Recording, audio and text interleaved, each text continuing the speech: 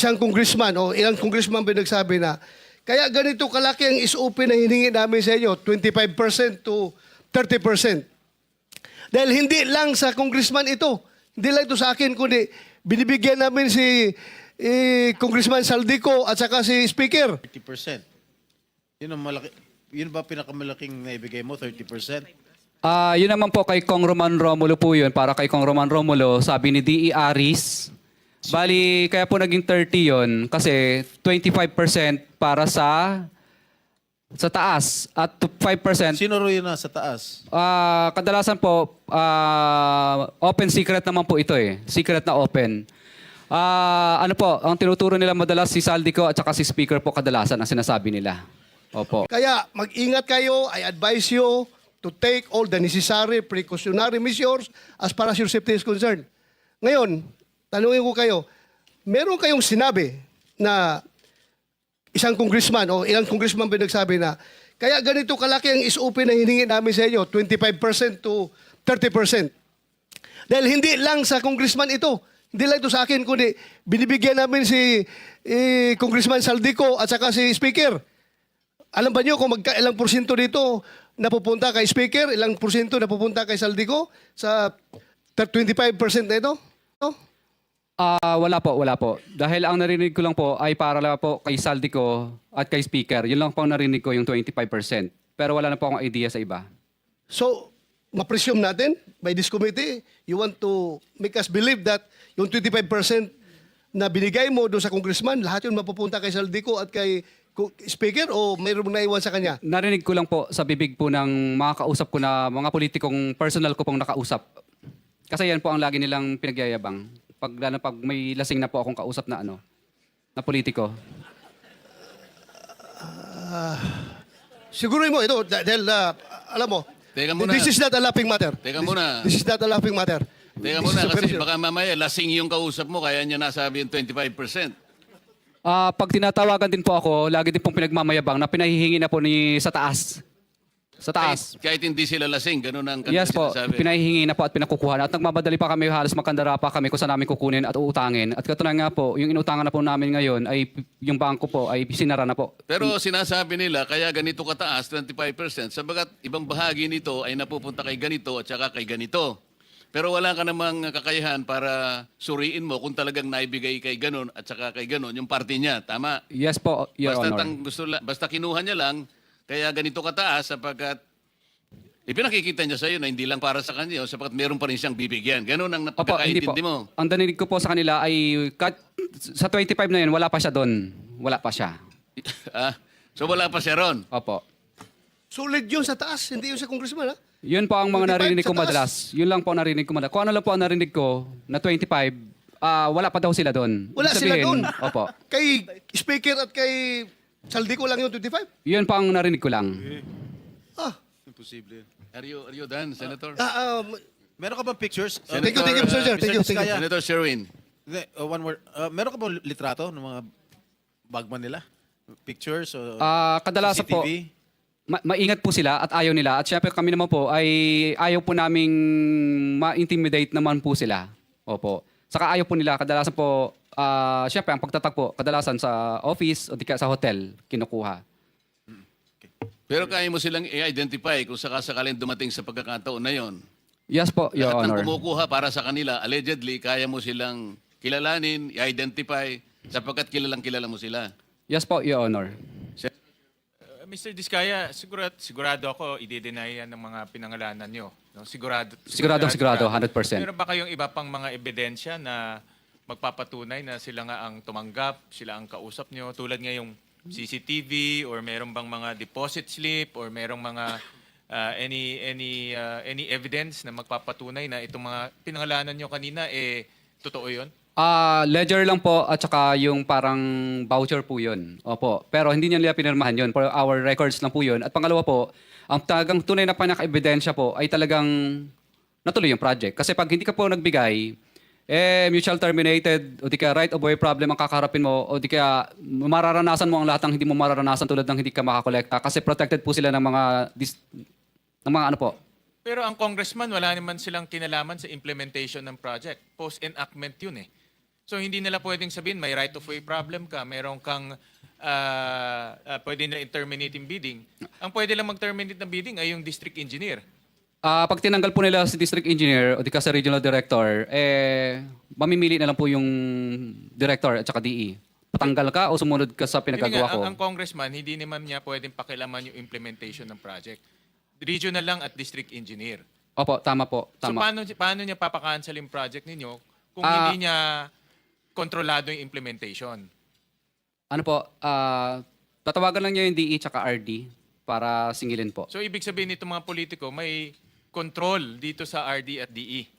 Siguro, 100% po. 100% yun. At sa pagkaalam mo, itong DE at RD na may control sila, meron ring kinukuha dito sa mga proyektong nabanggit mo, itong mga proyekto, itong mga politikong nabanggit mo.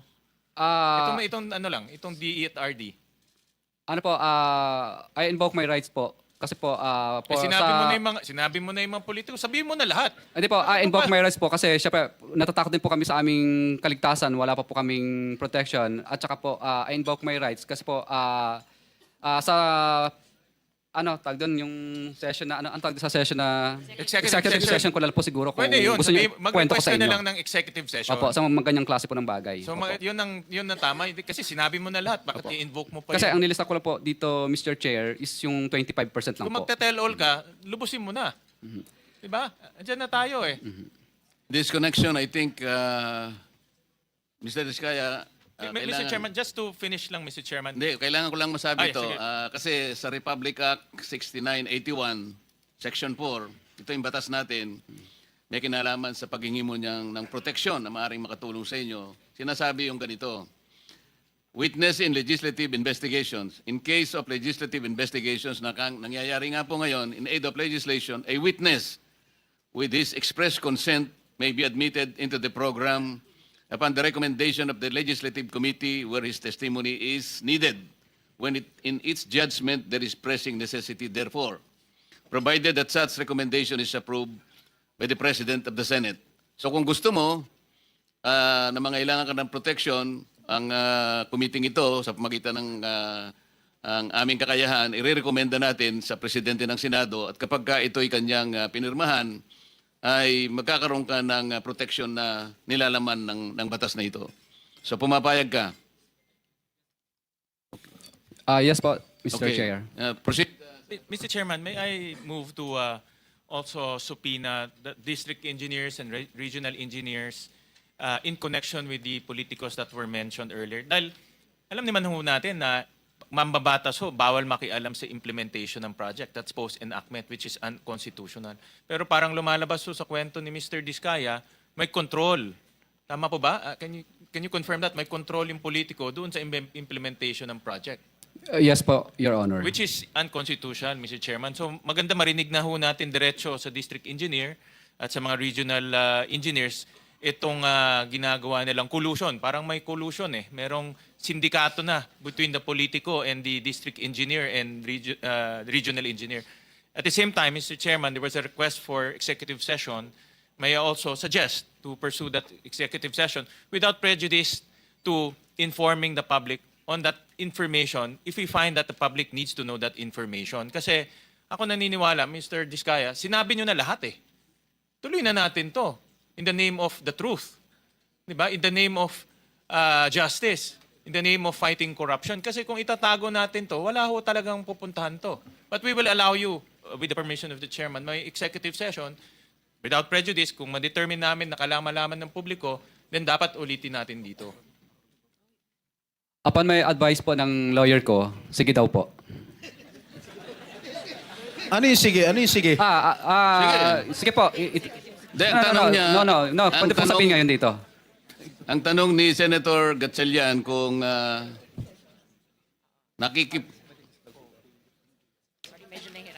Sorry po, Mr. Chair. Willing naman po ako na kahit dito na pag-usapan. Pangalanan mo yung mga district engineer, regional engineer na merong kasindikato yung mga politiko. Pinangalanan mo na yung politiko, di tuloy mo na. dito Mr. po, Chair, dito I po. agree with the manifestation of Senator Sherwin. Please do not be selective. Pag binanggit mo na, nagbanggit ka na ng mga kongresista, mga ibang personalidad, banggitin mo na lahat. Nandito ka na eh. Meron ka pa bang babanggitin bukod sa mga nabanggit mo na kanina initially na mga opisyales ng DPWH? Mr. Chair, ito lang po kasi ang mga personal po ko pong mga hindi ko po kayang banggitin yung experience po ng ibang mga contractor po. Dito lang po sa experience, personal knowledge ko lang po. Sige, bigyan mo lang kami ng kopya kung ayaw mo banggitin. Pwede ba? Nandito na sa kanyang sworn statement. Okay. Di ba meron na rin siya sa sworn statement? Nabanggit na yung iba. Sworn Yung mga statement. ibang personalities. Bernardo Bulusan. Yung mga ibang personalities. Hindi mo ba kaya banggitin? Nandito lang po sa loob ng aking sworn statement po lahat. District Yung mga pangalan. engineer, Nandito rin po. dito na rin, district engineer, regional engineer, yung mga nagsasabuatan para ipiting ka at I guess lutuin na rin yung project. Ito po, pwede ko pong Sino mga, ba? Bakit? kung sino po yung mga congressman, sino po ang mga district engineer na nakakasakop doon sa lugar ng congressman po na yun na hindi na isulat dito, pwede ko pong pangalanan. Sandali lang. May binanggit ka kanina rito sa paragraph 22. Halimbawa, si Regional Director Eduarte Berhilio ng DPWH Region 5. Nandito ba siya? Wala po. Ayun, nandito pala eh. Andyan pala. Pagkatapos nabanggit mo rin si District Engineer Henry Alcantara, DPWH Bulacan East at Bulacan First District Engineering Office. Nandyan po ba? Nandito din po. O yan. Senator Gatchalian, nandun yung dalawang opisyales ng DPWH na binanggit niya sa paragraph 22 ng kanyang sworn statement. Oh, paupi na kaagad dito. Paupi na kaagad.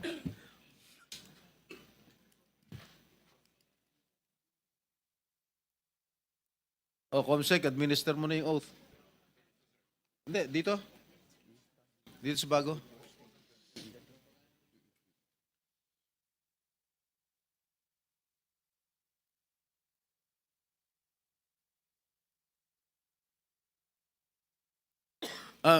Mr. Diskaya, magkano yung pinakamalaking halagang o commission na binigay mo sa isang personality? Kadalasan po, for example, pangalanan natin si D.E. Henry na lang muna. Hindi, si RD na lang muna. Hindi, si D.E. Henry ng Bulacan First. Henry what? Ano ang apelido? Henry.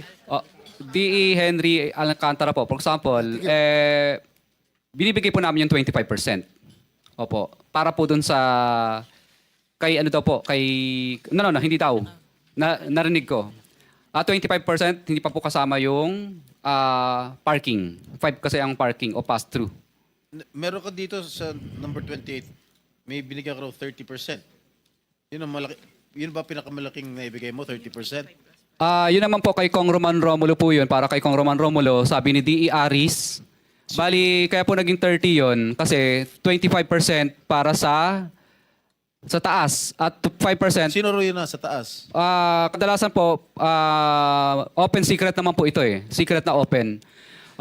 Ano po, ang tinuturo nila madalas si Saldico at saka si Speaker po kadalasan ang sinasabi nila. Opo. Okay. Tapos yung 5% naman po para po kay Congressman Romulo pag insertion.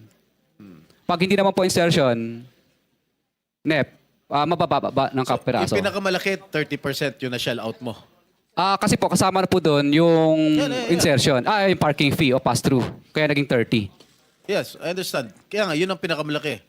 Kasi yung ordinaryo, 25%. Correct? Opo. Alright. Nandito na si Mr. Chair, may masingit lang ako, Sen. Tanungin ko lang si Curly Diskaya. Mr. Chair, so kung 30%, may 5% parking, 35%, ilan na natitira sa proyekto? Hindi po. Kanina po, kaya pinagsama po yung 30. Kasi isang hingian lang po ang ginawa nung ni D.E. Aris at pinabigay na lang doon sa secretary na si Secretary Ann. So ngayon po, balik kaya naging 30 yon kasi 25% doon para sa taas. Tapos yung 5% doon para kay Kong Roman Romulo as insertion. Yun lang. Yung parking fee, sorry. fee. Oo. So, Kaya naging, pag pinag-plus mo po yun, naging 30 kasi isang hingian lang 30. ginawa. Wala na kayong nilalagyan pa na iba na binibigyan sa LGU maybe para pirmahan yung mga kung ano man yung kailangan pirmahan para matuloy yung proyekto?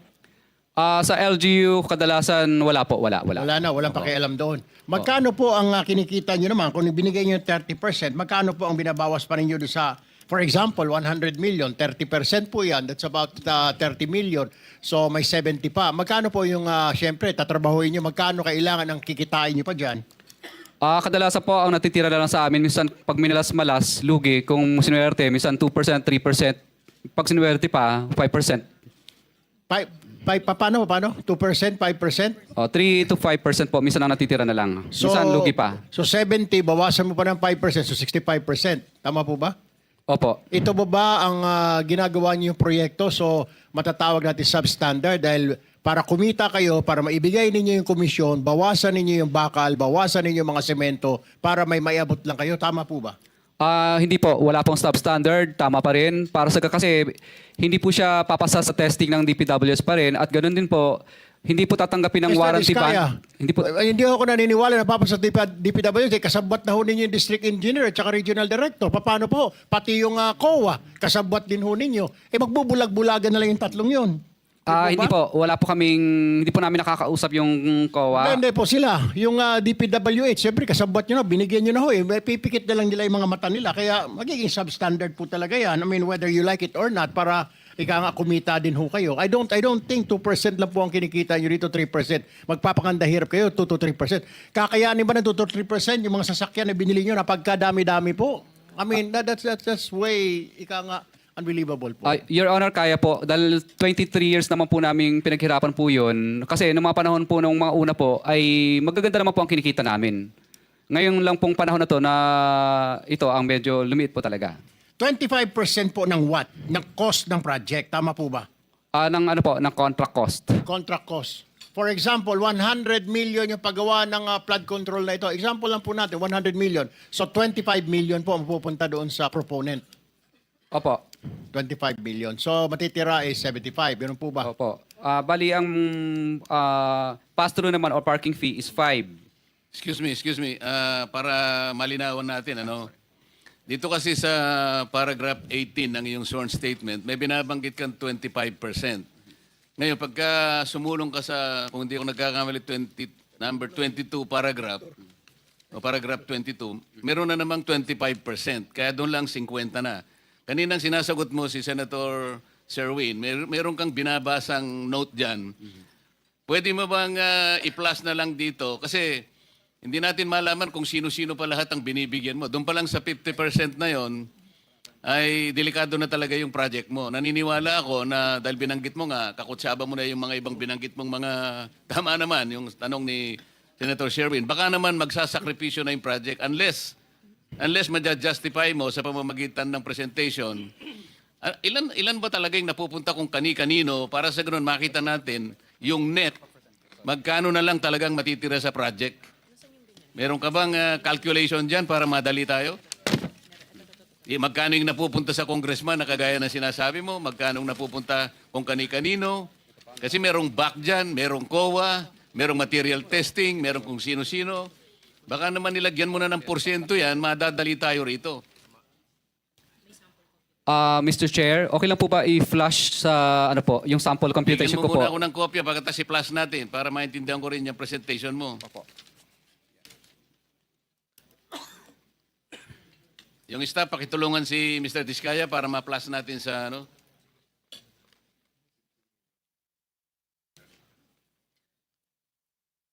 So ito, babasahin ko, Meron po silang, for the record, meron po silang binabanggit na assumption as basis to compute the actual costing based on standard experience between 2022 to 2025.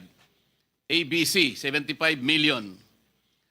Ang winning bid po ay 72 million. 43% po ang SOP. 43% ng winning bid. Broken down into the following. Ito po allegation nila, Speaker Romualdez Saldico, 25%. Congressional pass-through fee, 5%. Buyout fee ng BAC, 6%. DPWH, DE&RD, 7%. Yan po yung 43%. Sa mga tweed, yun ang natitira. Aalisin nyo pa yung tax na 7%. Broken down into income tax, 2%. At withholding value added, 5%. So ang project cost po sa kanilang approximation is between 35 to 38%. Ito na lang ang natitira. Sa Makatwid po, kung 100 million ang project, Senator Sherwin, ang natitira is between 35 million to 38 million talaga magsasuffer ang project. Ang net profit po nila sa calculation is between 12 to 15%. Ang tanong po kanina, Mr. Diskaya, because this is very important, kung ang cost na lamang po ng project is between 35 to 38%, hindi po ba talaga magsasuffer ang project? Ang importante rito ay katulad nito, flood control. Buhay po ang sinesave, kaya po inaayos natin, sinisinop natin ang ating mga river basins. Ngunit kung ang project, ang panggastos ng project ay matitira na lang 35 to 38%, paano nyo magagaranti na magagawa po natin ang project sang-ayon doon sa pagkakadrawing ng DPWH?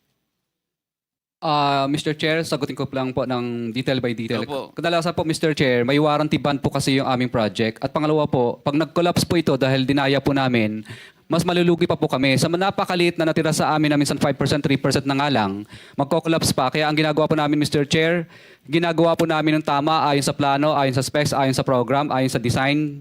Ang ginagawa po namin ay mga suppliers po, kasi maganda naman po ang pagkakaprograma nila ng presyo. So, for example po, yung sheet piles po dyan, Mr. Chair, na nakalagay, sa budget po ng Program of Works, 14,256,000,000. Pero sa actual po, kaya po naming mabili sa market ng volume ng 6,652 lang kasi maramihan. Yung concrete naman po, Teka muna, seat pile ang sinasabi mo. ito po, mga components po ito ng sinasabi flood mo rito, control. maganda yung presyo, kaya makakabili ka ng mas mura. Yes po, your... Hindi kaya kagaya ng binabanggit ng gobernador ng Mindoro Oriental, 12 meters ang kailangan na ibaon mo sa lupa. Ang problema, yung 12 meters, kinatay, ginawang 3 meters. Baka naman ganun ang project mo. Hindi ko po kayang sagutin, Mr. Chair, yung gawa po ng iba. Hindi, ikaw ang tinatanong ko. Na-example ko lang yung Mindoro. Baka ganun ang gagawin mo, mali talaga. Hindi po, Mr. Chair. Kami na lang po ang nag-a-absorb ng maliit na kita. Ibig po sabihin, Mr. Chair, kaysa wala kaming project, walang trabaho yung mga tauhan at empleyado namin, minabuti lang po namin na kumita na lang ng kahit na barya-barya lang, dinalang po namin sa mas maraming uri ng project. Thank you, Mr. Chair. Pwede makasingit po. Senator Rapi. Kasi sa pagsasalita niya, para bang siya pang naapi rito. Para magkaroon ng kita yung kanyang mga empleyado, magtsatsaga lang sa maliit na kita. Kanina nabanggit mo, lahat ng project ninyo ay okay on the level kasi ina-assist ng DPWH after you accomplish that project. Tama? Opo. Your Ano Honor. nangyari dito sa UP Manila Rizal Hall? UP Manila po. Yeah, huwag ka na magmaang-maangan. Flood control po yan, Mr. Chair. No. UP Manila Rizal Hall. Yung hall na sa UP na kayo ang nabigyan ng proyekto para ayusin. Yung building na yun. St. Timothy Construction Corporation. Contractors, Pacifico and Sara Diskaya. 30 million noong 2018 ang pinondo para dyan. Hanggang ngayon, di pa matapos-tapos. 2018, ano na ngayon? Mr. Chair, yung ganyan po kasing mga may mga suspension po yan. May time suspension. Paki-explain. For 7 years, 30 million pinondo rito sa UP Manila, hindi mo patapos-tapos. Sabi mo, lahat ng proyekto niyo on the level, di ba? In-inspect ng DPWH. Siguro you're referring to Constructors Performance Evaluation System. Yan ba yan? Okay. So dumaan kayo sa CPES. So kung dumaan kayo sa CPES, bakit itong 2018 na project niyo sa UP Manila hanggang ngayon, yung Rizal Hall hindi pa tapos-tapos na binadgetan ng 30 million. So mga estudyante, hindi nagagamit yun. So tumatambi na sa labas. Mr. Chair, yung DPWs po sana ang makakasagot niyan. No, ikaw makakasagot dito. Proyekto mo to eh. Hindi naman sa DPWH binigyan 30 million. Sa iyo binigyan 30 million. O bakit may tulak sa DPWH? May mga time suspension po yan, extension. Then explain to us because this has been for 7 years. And you cannot explain? That's 30 million people's money that was funded for that project. And yet, it hasn't been accomplished as of yet. Don't tell me, hindi mo alam to. Eskwelahan to, iho. Hindi to basta-basta mga building, eskwelahan to. Mga estudyante ang pinag-usapan natin.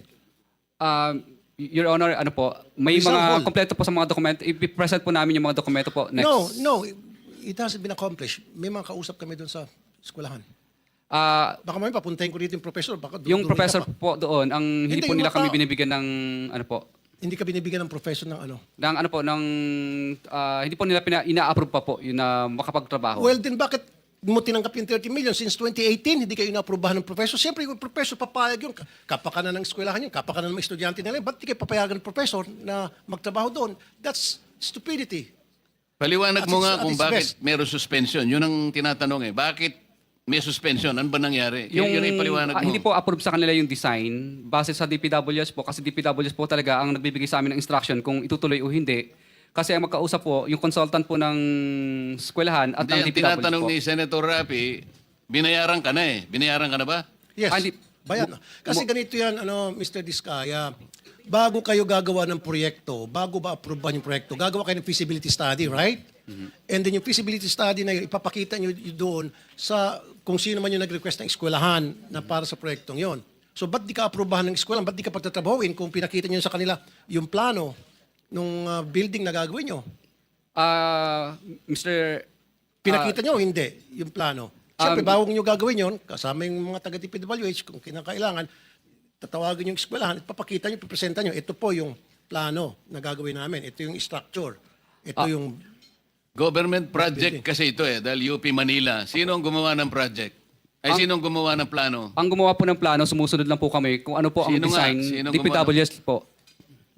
Oh, bakit di matapos-tapos? Ah, Sino sa DPWH? Turo mo. ano po, Nandito mga district engineer po ang Anong pangalan? Si Anong pangalan? dati po nung nakaraan panahon pa po ni district engineer. Tapos ngayon po bago na po yung district Hindi nga, sino engineers. ngayon noon? Sino yun noon at saka ngayon? Kasi 2018 hanggang ngayon, 2025 na, hindi pa rin matapos-tapos. And yet, yung 30 million na-release na sa inyo. Opo. Bali alam ko po ang mobilization lang po ang naibigay Ganitong po doon. gawin natin, kasi kahit hindi flood control ito, public works naman ito. Pwede mo bang isubmit sa komite, ipaliwanag mo kung anong nangyari, 2018 project pa pala yan, nabayaran na kayo, bakit hanggang ngayon ay hindi pa natatapos at mukhang nagko-complain nga ang mga estudyante. Pwede mo bang isumite sa amin ang report na yan para ma-appreciate po ng ating komite? Yes po, Mr. Chair. Okay. One question. Mr. Chair. Mr. Chair, may isang tanong lang. I receive Mr. a note Diskaya. that the DBM secretary needs to be excused. Sayang kasi pasensya na pero yung mga tanong namin mamaya-maya ng konti kasi meron po kayong partisipasyon. Hanggang anong oras po ba pwede kayo?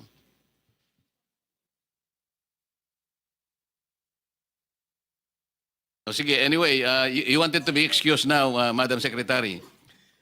Mr. Chair, one question lang kay Mr. Diskaya. Teka muna, you want to be excused now? Kung pwede, Kahit hanggang alauna po. hanggang alauna. Okay. Thank you. Senator Estrada. Mr. Diskaya, sa dami-dami mong binanggit na pangalan na kongresista, isa lang tanong ko, Senador, meron ba? Your Honor, wala po. Sigurado ka? Safe ka na. Sigurado po. I resent that statement, Mr. Chair. I resent that Safe statement. ka na. Okay. Diba? Safe na. Mr. Chair, I move that you strike off the record that your Alam mo statement. naman, biro lang naman yun eh. Wala yun. Mr. Chair. So, Senator Bato. Yeah, Mr. and Mrs. Diskaya, dito sa paragraph 10 ng inyong sinumpaang salaysay, sinabi nyo dito, ngunit nung nagsimula ng makilala ang St. Gerard Construction, dumating naman ang panibagong pagsubok. Ang pagkakaalam ko yung pagsubok ay these are trials, challenges, kahirapan. Pero dumating ang panibagong pagsubok. Unti-unting nagsilapitan ang mga district engineers at mga regional directors ng DPWH at mga chiefs of staff ng mga mambabatas na nag-alok ng mga proyektong sinasabi nilang pundo ng mga mambabatas. I don't think pagsubok ito. Kung ako ay kontraktor, grasya ito. Grasya, hindi ito pagsubok, grasya. But that's beside the point. Ang gusto ko lang ma-establish dito ay, totoo ba talaga na sila ang pumupunta sa iyo para mag-alok o ikaw pumupunta sa kanila humingi ng project? Mr. Chair, ano po, Which is which? kadalasan po pag lumalabang kami sa bidding, Oh. lagi po kaming talo, disqualified. At kadalasan po, tinatakot pa kami na mabablacklist kami dahil nakatatlong disqualification kung na... talo ka, magsumikap ka, magkakuha ka ng project, pupunta ka sa kanila. Bakit ang sinabi mo sa affidavit mo is sila ang pupunta sa'yo?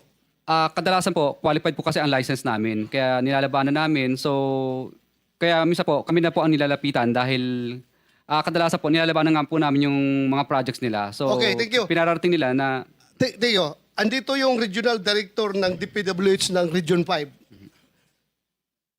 Mr. RD ng Region 5.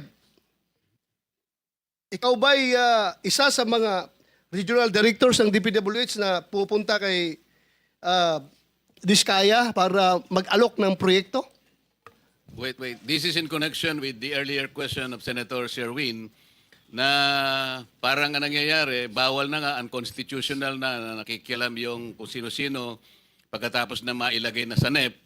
Ay binanggit mo yung pangalan na dalawa, Regional Director Eduardo Virgilio at Assistant District Engineer Henry Alcantara. So kailangang malinawan po ito kung sino ang nakikialam sa pag-execute po ng project pagkatapos ito ay mailagay na po sa batas. Continue. RD of DPWH sa Region 5. Mr. Chair, can Yes, sir. you answer the question? Yes, sir. Good afternoon po, Mr. Chair. I would like to say that I do not know exactly the exact address or location of the office address of St. Gerald. I never went to that office. And I categorically say that those allegations mentioned by Mr. Diskaya, I did not receive those percentage. So that's all, sir. But I know Be that... sure, ha? You are under... Yes. Nakapag-out ka na ba? Yes, Di pa? tapos na, sir. Tapos na. So, dinay mo na tumatanggap ka ng SOP from the Diskayas? Yes, Sa mga project I na doon? denied that, sir. I denied that. And for my memory, I awarded to him last year one project, and that's a road project. And for current year, I think I awarded him one flood control project. That's all, sir. Flood control. Yes, sir. Okay. Si Alcantara. Before that, you want to reply to the statement of the regional director? Kasi nasa paragraph 22, binanggit mo ang kanyang pangalan, unang-una siya. Ang mga porsyentong ito, 25%, ay ipinipilit sa amin bilang karaniwang kalakaran nila na wala akong kakayahang tanggihan. Binanggit mo si Regional Director Eduardo Virgilio ng DPWH Region 4 o Region 6. Tinatanggi niya. What do you say?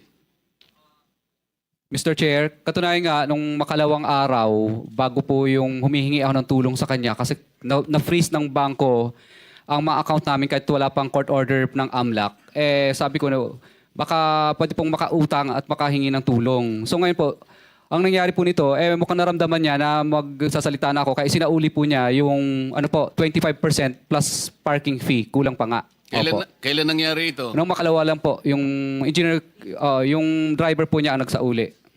No, 3 days ago. 3 days ago. Tapos yung pangalawa na sumunod, yung parking fee naman ang isinauli.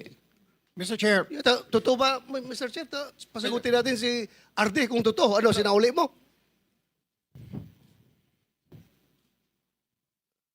Pindutin mo, pindutin.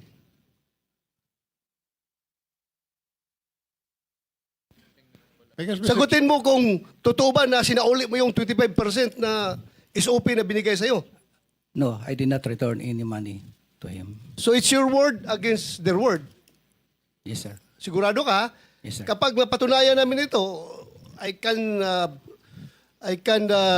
we can cite you in contempt. Yes, sir. Ha? So ano? Bali yung driver po niya ang inutusan niya. Tapos, Sinong driver niya? Anong pangalan? Ano po, bali si ano yun? Okay lang, Mr. Chair. Yeah, Silipin ko sa phone ko. We need the truth. Hindi tayo dito Anong pangalan ng driver mo? Arde? Bago siya magsabi, ano pangalan ng RD mo? Siya na muna Mo? para Ang pangalan po niya na alam ko lang ay June, tao ni R.D. Virgilio Eduarte. Tapos kinuha naman po ng aking engineer yon, nagkita sila. Kasi natatakot na siyang ibalik sa akin sa office yung pera. Kaya nagkita lang po sila sa isang lugar. Parking yata yon, sa parking. Ano, RD? My driver, the name is James po. James. James. O, sige. Baka James Jr. Sige, kayong pagbalik, kalimutan natin. Doon tayo sa pagbigay. Pagbigay, sino nagbigay ng 25% sa kanya? Ano po, yung driver po niya, inutusan niya. Hindi, pagbigay. Hindi yung pagbalik. Sinauli mo ang 25%, di ba? Hindi, siya po ang nagsauli ng sa akin, Ayan, pera. sinauli niya sa'yo. Opo, binalik so niya. ngayon, dinay niya. Ngayon, dito tayo mag-concentrate sa pagbigay mo. Nung binigay ko po, nagtatawagan lang po kami, tapos pumupunta po sa office namin yung driver niya para kunin yung pera. Anong pangalan ng driver niya? June lang po, hindi ko kilala yung ano. Pero sa akin po yung contact number ng tao niya. June ang pangalan. So, wala kang isa sa uli kung wala siyang binigay. Di ba? So, ibig mo magsabihin na wala siyang binigay sa'yo? How much is 25% of that particular project? Kung 150 million po yun, di 25% po nun. Mahina lang po ako sa computation. Wala akong... 25%, 25 million plus... 27. Oh, Parang ganun po. Oh, Parang 30, around 30. Opo. Mga naglalaro po sa ganyan. so, you are denying na wala kang natanggap sa kanya? Kaya wala kang sinauli? But he just admitted na may sinole. Ha? Kala ko may admission na sinole. Wala rin. Hindi siya Anyway, Mr. Chair, we will... Mr. Diskaya, alam mo yung cellphone number ni Regional Director? Okay na po, basahin ko. Hindi, alam mo. Ay, opo. So kapag kung totoo ang sinasabi mo na nagbibigay ka nga ng ganitong komisyon, tinatawagan mo siya kung natanggap o hindi. Yes po, Your Honor. Ano yung telephone, ano ang CP number niya? Okay lang, basahin ko po. Kasi kahit cellphone ko, hindi ko kabisado eh. Hindi, wag na kasi hindi natin pwedeng ano yun. Pero alam mo yung number niya. Opo. Mamaya ay pwedeng makita ng staff namin na talagang siya nga number niya yan. Opo. Thank you. May mga text messages ba kayo, Mr. Chair, ni engineer? Ano na po, May Viber lang. exchange may messages kayo sa Viber. Meron po, pero syempre nag-disappear po yun eh. Ano nga mga messages doon sa Viber? Ano mga sinasabi? Pero kadalasan po, Mr. Chair, is ano lang po, tawagan talaga. Tawagan. So kung tawagan, wala tayong problema, Mr. Diskaya, kasi yung mga phone logs ng mga calls mo, pagitan mo at saka kung sino pa, dito ay kay Director, Regional Director, Mr. Chair? mako-coordinate natin dyan sa telco at saka yung NTC. Makukuha po natin yung record, masasabi na po natin yan. Anyway, yan po Chair? yung mapapatunayan natin sa tamang panahon. Yes, Senator. Mr. Chair and Senator Bato, kung alam natin kung saan yung parking, baka may CCTV rin. So lang, ang nakakalam sa binyo, ikaw, di ba? Saan ba dineliver yung pera? Alam ko po sa parking yata po namin. Papacheck ko po. Pa-check mo. Yung pagbalik, pagsauli. Opo. Yung pagbigay. Opo, parang doon yata sa parking The same- namin. Sa the same venue? Sa isang yard namin. I-check ninyo. Mr. Chair, since pinag-uusapan na po natin... Before that, Senator, kasi nabanggit niya rin baka gusto nating unahin muna si District Engineer Henry Alcantara, nandiyan na rin po. Dalawa lang naman ang binanggit niya.